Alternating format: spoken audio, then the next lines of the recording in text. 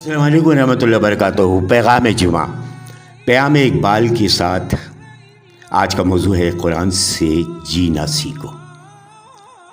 علامہ اقبال نے ایسے لوگوں کے لیے جو قرآن سے دور ہو گئے اور دور ہوتے جا رہے ہیں کیا خوب فرمایا۔ تو جاہل اور صوفی اور کامل ملا کے پھندے میں ایسا پھنسا کہ تو نے قرآن مجید سے ہدایت لینا چھوڑ دی ہے۔ قرآن کی آیتوں سے تجھے بس اتنا ہی کام رہ گیا ہے کہ جب تیرے بوڑھے کی روح اٹک گئی ہو تو سورہ یاسین لے کر بیٹھ گیا۔ اس میں کوئی شخص نہیں کہ اس کی روح آسانی سے نکل جائے گی۔ مجھے تو افسوس تجھ پر ہے، جیسا کہ ایک ایک لفظ زندگی دیتا ہے اس سے بھی تو نے مرنا ہی سیکھا۔ جس قرآن سے تو نے مرنا سیکھا، کاش اسی قرآن سے تو جینا بھی سیکھ لیتا۔ کتنی غور طلب بات ہے۔ سوچے علامہ اقبال نے کیا خوب کہا ہے۔ آج یہی وجہ ہے جو ہمارے اوپر پریشانیاں لاتعداد آفتیں آتی جا رہی ہیں، اس کی وجہ قرآن سے دوری ہے۔ اس میں کوئی شک نہیں، قرآن مجید اللہ کی وہ واحد کتاب ہے جو ہدایت، رحمت اور بشارت دیتا ہے۔ پرہیزگار لوگوں کے لیے جو غیب پر ایمان لاتے ہیں، نماز قائم کرتے ہیں، آخرت پر یقین رکھتے ہیں، ایسے لوگ اپنے رب کی طرف فلاح پانے والے ہیں۔ قرآن مجید پوری انسانیت کے لیے اللہ تعالیٰ کا سب سے بڑا انعام ہے۔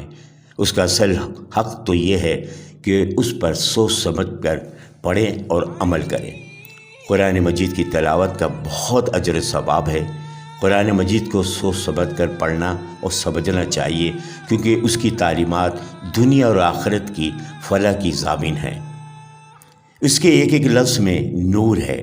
ایک حدیث کے روایت میں ہے کہ رسول صلی اللہ علیہ وسلم نے ارشاد فرمایا، جو شخص اللہ کی کتاب کا ایک حرف پڑھے اس کو ایک نیکی ملے گی، اور یہ کہ ایک نیکی 10 نیکیوں کے برابر ہے۔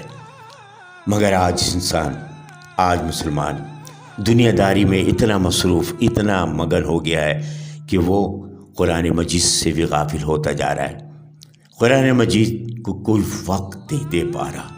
قرآن مجید جو بڑے بڑے چیزوں پر سجا دیا گیا ہے، البتہ یہ جان کے کہ قرآن ہونے سے گھر میں برکت ضرور ہوتی ہے، گھر میں مصیبتیں نہیں آتی۔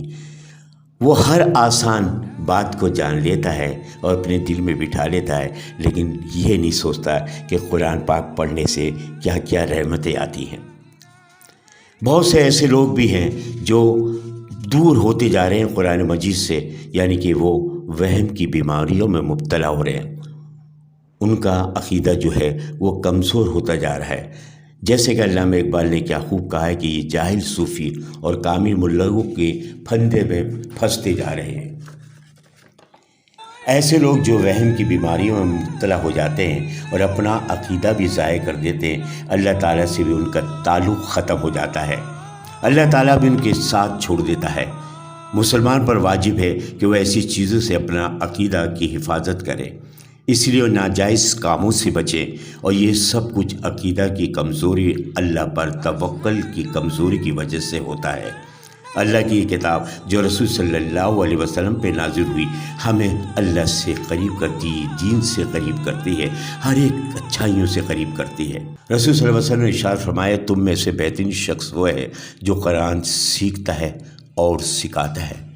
رسول صلی اللہ علیہ وسلم ارشاد فرمایا، جو شخص اللہ کی کتاب کا ایک حرف پڑھے اس کو ایک نیکی ملے گی، اور یہ ایک نیکی 10 نیکیوں کے برابر ہے۔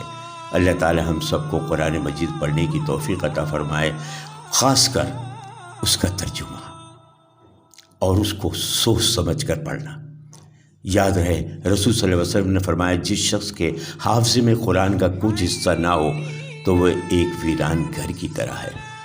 اور یہ ہے بہت سمجھنے کی بات، شاید کہ اتر جائے تیرے دل میں میری بات۔ دعاؤں کا طلبگار سید محمد سلیم جلال۔ يستزيركم فحي على زيارته، فحي على زيارته اللهم اجعلنا ممن نناديك غدا فنقول ربنا أرنا وجهك ننظر إليك